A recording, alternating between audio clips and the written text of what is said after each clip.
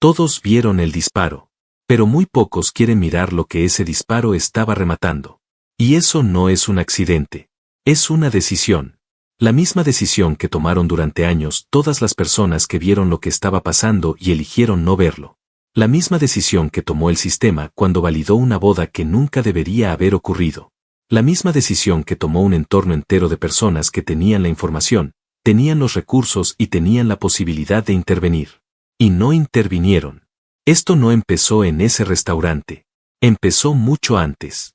En una ciudad del norte de México. Con una niña que cantaba. Y con un hombre que vio en esa voz algo que no era talento. Era oportunidad. Y aquí es donde la historia deja de ser incómoda y se vuelve imposible de ignorar. Porque lo que ocurrió el 3 de junio de 2022 en el restaurante Unan de Pedregal no fue un acto impulsivo de un anciano en un mal momento. Fue el punto final de un proceso que duró años. Un proceso que tuvo testigos. Que tuvo señales. Que tuvo momentos exactos en que alguien podría haber dicho algo, hecho algo, nombrado lo que estaba viendo. Nadie lo nombró. Y eso es lo que este guión va a contar. No el disparo. Lo que lo produjo. Y quienes lo permitieron. Irma Lidia Gamboa Torres nació el 3 de mayo de 2001 en Hermosillo, Sonora. Esa fecha importa más de lo que parece. Cuando murió tenía 21 años. Cuando se casó con el hombre que la mató, tenía 16. 16. Guarda ese número. Porque va a volver. Hermosillo, principios de los años 2000. Una familia sin recursos extraordinarios. Y una niña con una voz que no necesitaba formación para reconocerse. El tipo de voz que detiene conversaciones. Que hace que la gente gire la cabeza en medio de lo que esté haciendo. Que genera en quien la escucha la sensación inmediata de estar frente a algo que no es común. Irma cantaba desde que podía pararse frente a otras personas. En eventos escolares. En reuniones familiares. En cualquier espacio que le dieran. Y quienes la escuchaban en esos años coincidían en lo mismo, que había algo en esa voz que no correspondía a su edad. Una madurez expresiva que no se aprende. Que se tiene o no se tiene. Y eso fue exactamente el problema. Porque en México, en el mundo de la música regional, una voz extraordinaria en un cuerpo de niña no es solo un talento. Es una oportunidad de negocio. Y los que olfatean esas oportunidades no siempre tienen los mejores intereses del talento en mente. Pero eso no es lo peor. Lo peor es lo que viene después. Jesús Hernández Alcocer nació en 1943. Era abogado. Había construido una fortuna considerable a lo largo de décadas de ejercicio profesional y de conexiones que en el México de su generación se tejían con discreción, con favores acumulados, con la sensación de que ciertas personas simplemente no tienen que explicar nada a nadie. Tenía 58 años cuando Irma Lidia tenía 1. No hay registro exacto del momento en que la conoció. Lo que hay son testimonios de personas cercanas a la familia que describen que el contacto ocurrió cuando ella era todavía muy joven. Demasiado joven para que la relación que se desarrolló después pudiera describirse sin incomodidad. Y aquí es donde todo se rompe. Porque lo que construyó Hernández Alcocer no fue una relación. Fue una arquitectura. Una estructura de dependencia diseñada con la precisión de alguien que sabía exactamente qué necesitaba cada persona para que decir si pareciera la única opción disponible. La familia de Irma tenía necesidades económicas reales. Irma tenía un talento real. Y Hernández Alcocer tenía recursos, tiempo, y una capacidad muy desarrollada para identificar la intersección exacta entre lo que una familia necesita y lo que él podía ofrecer. Se presentó como productor. Como alguien que podía convertir ese talento en una carrera. Como la persona que podía dar a esa familia lo que no tenían y en ese contexto, con esa asimetría de poder, con esa diferencia de recursos y de edad, la relación fue tomando forma de una manera que solo puede describirse con precisión si se nombra lo que era. El condicionamiento sistemático de una menor de edad por parte de un hombre décadas mayor con los recursos para sostener esa dependencia indefinidamente. Irma Lidia tenía 16 años cuando se casó con Jesús Hernández Alcocer. Él tenía 74. Una diferencia de 58 años. Eso no es un dato estadístico. Es el marco dentro del cual hay que leer todo lo que ocurrió después. Porque una relación iniciada cuando una de las partes es menor de edad y depende económicamente de la otra no es una relación entre iguales. Nunca lo es. Y pretender que lo era fue exactamente la narrativa que el entorno de Hernández Alcocer sostuvo durante años. Y nadie la cuestionó en voz suficientemente alta. La boda fue discreta. El círculo cercano lo sabía. El mundo del espectáculo lo supo después. Y las reacciones fueron exactamente las que suelen ser cuando el dinero y el poder están de un lado de la ecuación. Mucho menos escándalo del que habría habido si las circunstancias fueran inversas. Nadie preguntó en público lo que muchos pensaban en privado. Nadie nombró lo que estaban viendo. Y ese silencio, que en ese momento pareció una decisión menor, una incomodidad evitada, fue el primero de los silencios que construyeron el camino hacia el restaurante Unan. Pero eso no es lo peor. Lo que viene ahora es lo que nadie cuenta. Después de la boda, la carrera de Irma empezó a tomar forma. Hernández Alcocer financiaba la producción, los viajes, los eventos. Irma cantaba. Y los que la escuchaban en esa época describen a una joven que se entregaba completamente a la música. Que en el escenario era otra persona. Que encontraba en el canto algo que claramente no encontraba en ninguna otra parte de su vida. Ese detalle importa. Porque va a volver. Lo que las personas que trabajaron con ella en esos años describen no es el retrato de una mujer satisfecha. Es el retrato de alguien que llevaba una carga que no podía nombrar públicamente, pero que se manifestaba en detalles que quienes la conocían identificaban sin poder articular completamente. Los cambios de humor. Las ausencias repentinas. Y algo más. Algo que en las coberturas mediáticas posteriores al disparo se mencionó de pasada y que merece nombrarse con la claridad que no tuvo en su momento. Los moretones. En alguna ocasión fueron visibles. Y se explicaron con la ligereza con que esas cosas suelen explicarse cuando quien los lleva prefiere no hablar y quien los ve prefiere no preguntar. Y ahí está lo que este guión necesita detenerse a señalar con precisión. Cuando alguien en una relación con esa simetría de poder muestra señales físicas de violencia y nadie en su entorno actúa, eso no es ignorancia. Es una decisión. La decisión de que mantener la comodidad del silencio vale más que intervenir. Que los beneficios de no ver pesan más que las consecuencias de ver. Irma Lidia vivió dentro de ese silencio durante años. Y el silencio no fue vacío. Fue activo. Fue sostenido. Y tuvo cómplices. Y eso cambia todo. Porque ahora no estamos hablando solo de un hombre que disparó. Estamos hablando de un sistema.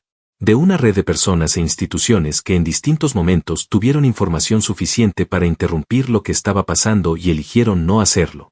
Las personas que la conocieron en los años de su matrimonio y que hoy, después del disparo, describen lo que vieron, no lo describieron mientras podía haber hecho diferencia. Hablaron después. Cuando ya no servía de nada para Irma. Ese timín no es accidental. Es el timín del miedo. Del cálculo sobre qué cuesta más, hablar cuando hay consecuencias posibles o hablar cuando las consecuencias ya llegaron. Y aquí es donde la historia da un giro que muchos no esperan. Porque Hernández Alcocer no era un hombre sin conexiones. Era abogado con décadas de ejercicio. Con clientes que en el mundo de los negocios y de la política en México significaban acceso a personas que no quieren que sus nombres aparezcan en ninguna cobertura mediática. Con una red que funcionaba exactamente para que ciertas cosas no llegaran a donde deberían llegar. ¿Esa red sirvió para protegerlo durante los años del matrimonio? No hay evidencia pública directa que responda a esa pregunta con certeza. Pero el hecho de que la pregunta no tenga respuesta pública es, en sí mismo, una respuesta sobre cómo operan ciertas redes cuando los involucrados tienen suficientes recursos. Si has llegado hasta aquí, ya sabes que esto no es solo un crimen. Es un sistema. Pero lo que viene ahora lo confirma de una manera que va a ser difícil de sacudir. Los meses previos a junio de 2022 son el periodo sobre el que menos información pública existe, y sobre el que más cosas se dicen en los espacios donde las personas que conocían a Irma hablan sin cámaras. Lo que sí está documentado es que la situación había llegado a un punto que personas cercanas a ella describen como insostenible. Que había conversaciones sobre separación. Que había movimientos, según algunas fuentes, hacia una posible salida. Y eso es el contexto que hace que lo que ocurrió el 3 de junio no pueda leerse como un impulso. Porque los actos de violencia extrema en relaciones con ese patrón de control no ocurren en el vacío. Ocurren cuando quien ejerce el control percibe que va a perderlo. Eso no justifica nada. Explica la lógica de un tipo de violencia que sigue un patrón documentado en miles de casos. Un patrón que los investigadores de violencia de género conocen bien. Un patrón que en el caso de Irma Lidia, si hubiera habido intervención en cualquier punto de los años previos, podría haber producido un desenlace diferente. No hubo intervención. Y el patrón llegó a su conclusión. El restaurante Unan está en Pedregal de San Ángel.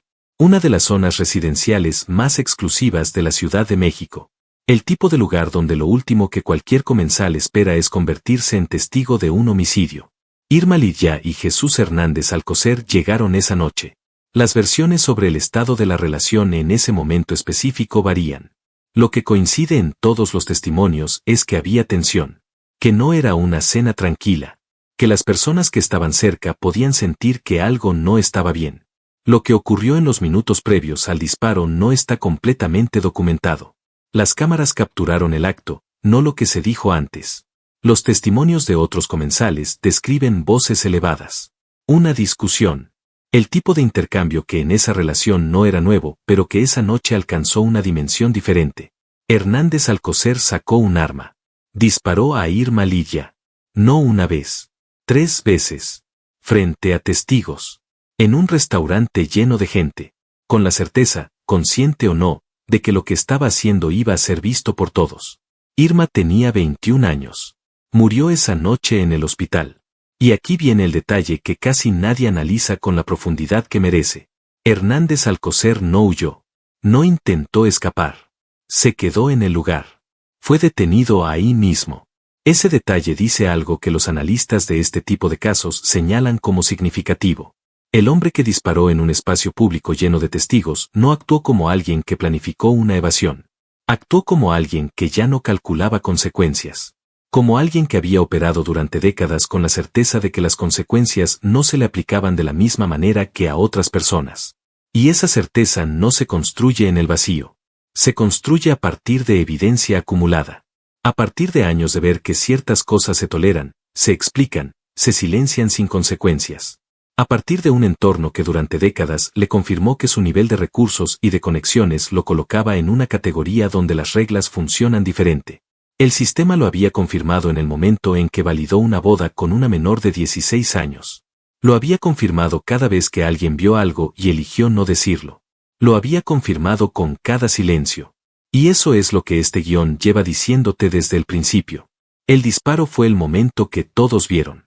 Pero el disparo fue posible porque durante años el sistema funcionó exactamente como tenía que funcionar para que ese momento llegara. Pero lo que viene ahora es lo que nadie cuenta. La música. Irma Lidia tenía una relación con el canto que los que la escucharon en los últimos años de su vida describen como la única parte de su existencia que era completamente suya. No de su marido. No de los productores. No de las expectativas de nadie. Suya. En el escenario era libre en un sentido que en ningún otro contexto de su vida podía serlo. Y esa libertad, esa expresión genuina que encontraba en la música, coexistía con una realidad cotidiana de control y de violencia que el escenario temporalmente suspendía. Esa coexistencia no es inusual. Hay una larga historia de artistas que encontraron en su arte el único espacio donde podían ser completamente ellos mismos. Que sublimaron en la creación lo que no podían expresar directamente. Que su obra fue la articulación de lo que la vida cotidiana no les permitía decir. En el caso de Irma, hay personas que analizan sus últimas actuaciones y señalan que algo había cambiado en los meses previos a su muerte. Que había una intensidad diferente. Una entrega que quienes la conocían bien identificaban como algo más que técnica. Como alguien que está poniendo en cada canción todo lo que no puede decir de otra manera. No podemos leer sus interpretaciones como un código que descifra con precisión su estado interior. Pero sí podemos decir que un artista de su nivel no cantaba sin poner algo real en cada nota. Y que lo que había en esas últimas actuaciones era algo que las personas que la vieron recuerdan con una mezcla de admiración y de tristeza retroactiva. Porque la vieron dar todo. Sin saber que faltaba poco. Y eso es lo más difícil de procesar de esta historia. No el disparo.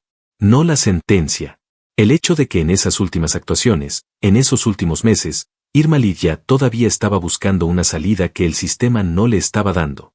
El proceso judicial tuvo momentos que revelaron dimensiones del caso que la cobertura inicial no había mostrado. Los testimonios describieron patrones de comportamiento de Hernández Alcocer consistentes con un perfil de control y posesividad que no había surgido de la nada el día del disparo. Personas que habían visto interacciones entre los dos y que en retrospectiva se leían de una manera completamente diferente. Y el arma. Ese detalle no puede pasarse por alto. Jesús Hernández Alcocer portaba un arma esa noche. Un hombre de 79 años, en un restaurante de lujo, en una cena con su esposa. Llevaba un arma. Eso no es una coincidencia. Es parte de un patrón de control que incluye la amenaza, implícita o explícita, como herramienta permanente.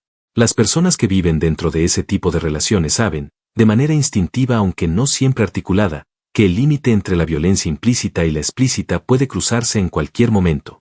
Y esa certeza es exactamente lo que mantiene el control funcionando incluso cuando no hay violencia física directa. Irma llevaba años viviendo con esa certeza. En noviembre de 2023, Hernández Alcocer fue sentenciado a 17 años de prisión por feminicidio. Tenía 80 años en el momento de la sentencia. La probabilidad matemática de que cumpla la condena completa es prácticamente nula. Para la familia de Irma, la sentencia fue el inicio de un proceso de duelo que no termina con un número de años. Para quienes analizan el sistema de justicia en casos de violencia de género en México, la sentencia abrió un debate que sigue abierto sobre si el marco legal disponible es adecuado para lo que describe.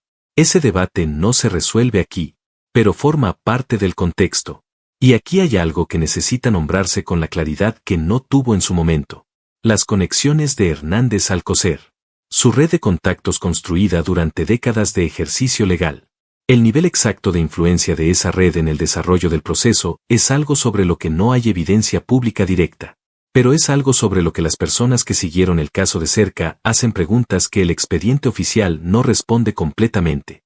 ¿Cómo es posible que un hombre con ese perfil, con esos recursos, con esa red, no tuviera ningún mecanismo de intervención antes de llegar al punto de disparar en público? ¿Hubo momentos en que alguien con acceso a él y a la información sobre el estado real de esa relación podría haber actuado? Y si esos momentos existieron, ¿por qué no se actuó? Las preguntas no tienen respuesta pública. Y el hecho de que no la tengan es, en sí mismo, una forma de respuesta. La madre de Irma ha sido una de las pocas voces que habló con consistencia sobre lo que realmente ocurría en esa relación. Sus declaraciones durante el proceso pintan un cuadro que no coincide con la narrativa que el entorno de Hernández Alcocer intentó sostener durante el juicio. La narrativa de que Irma había elegido libremente esa relación. De que era una mujer adulta tomando sus propias decisiones. De que la diferencia de edad era una circunstancia que ambos habían aceptado. Esa narrativa ignora deliberadamente el contexto en que la relación comenzó. Ignora que Irma tenía 16 años cuando se casó. Ignora que el hombre con quien se casó tenía la capacidad económica y la edad para construir exactamente el tipo de dependencia que hace que la noción de elección libre sea profundamente problemática en el mejor de los casos. La madre de Irma lo dijo sin ese lenguaje, pero con esa precisión. No era libre. Y ese es el centro de todo. No el disparo. La libertad que nunca tuvo. Hay algo que los medios cubrieron ampliamente los días posteriores al crimen y que después desapareció de la conversación pública de la manera en que las cosas desaparecen cuando incomodan a demasiadas personas. El patrón. Porque el caso de Irma Lidia no es excepcional. Es representativo. Lo que lo hace visible es que ocurrió en un restaurante de alta categoría, en una zona exclusiva, frente a testigos con teléfonos, con imágenes que se distribuyeron en segundos. Las mujeres que mueren en circunstancias similares pero sin cámaras ni testigos de ese perfil no generan la misma cobertura. Sus nombres no llegan a millones de personas. Sus historias no se cuentan con el nivel de detalle que la de Irma ha permitido. En México mueren más de 10 mujeres asesinadas por sus parejas o exparejas cada día. Cada día. Y la mayoría de esas historias no tienen restaurante de lujo. No tienen cámaras de seguridad con imágenes distribuibles. No tienen el perfil mediático que garantiza cobertura sostenida. Tienen exactamente los mismos elementos que el caso de Irma. La asimetría de poder. El silencio del entorno. Las señales no atendidas. El sistema llegando tarde o no llegando. Pero sin la visibilidad que hace que alguien lo cuente. Eso también es parte de lo que este guión tiene que decir en voz alta. Porque si la historia de Irma Lidia se cuenta solo como el caso de una cantante asesinada por su marido anciano, se pierde exactamente lo que hace que valga la pena contarla con este nivel de detalle. Lo que la hace relevante más allá del caso específico es que cada elemento de su historia se repite. En miles de casos. Con nombres diferentes. En ciudades diferentes. Con recursos diferentes. Pero con la misma lógica. Y con la misma respuesta colectiva. El silencio antes y la cobertura después. Mereció que alguien en su entorno, en cualquier punto de los años de su matrimonio, pusiera su nombre por encima de la comodidad del silencio. Mereció que el sistema legal que validó su boda a los 16 años tuviera los mecanismos para protegerla después. Mereció que las señales que estaban ahí, visibles para quien quisiera verlas, encontraran una respuesta antes de convertirse en un punto de no retorno. Mereció llegar a los 30 años. A los 40. A la posibilidad de pararse en un escenario a los 50 y cantar con la libertad que solo da el tiempo y la distancia de las cosas que alguna vez te atraparon. Tenía 21 años.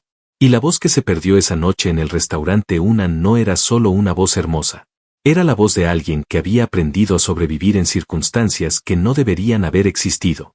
Que había encontrado en el canto la única forma de libertad que le permitían tener. Que merecía un mundo donde esa libertad no dependiera de los límites que otro le imponía. Porque lo que pasó con Irma no terminó esa noche. Sigue pasando ahora mismo. Con otro nombre. En otra ciudad. En otra relación donde la asimetría de poder es tan grande que la noción de elección libre es una ficción conveniente para los que prefieren no ver. En otro entorno que tiene la información y elige el silencio. En otro momento donde el sistema podría intervenir y no lo hace. Eso es lo que el disparo que todos vieron estaba rematando. No solo una vida. Un patrón que lleva décadas reproduciéndose con total impunidad porque el silencio colectivo lo hace posible. Y aquí es donde este guión termina con la pregunta que no puede evitarse. Si en este momento, mientras escuchas esto, piensas en alguien que conoces que está viviendo algo que tiene algo de esta historia, que tiene esa asimetría, ese control, esa sensación de que algo no está bien pero nadie está nombrando lo que es, ¿qué vas a hacer con eso?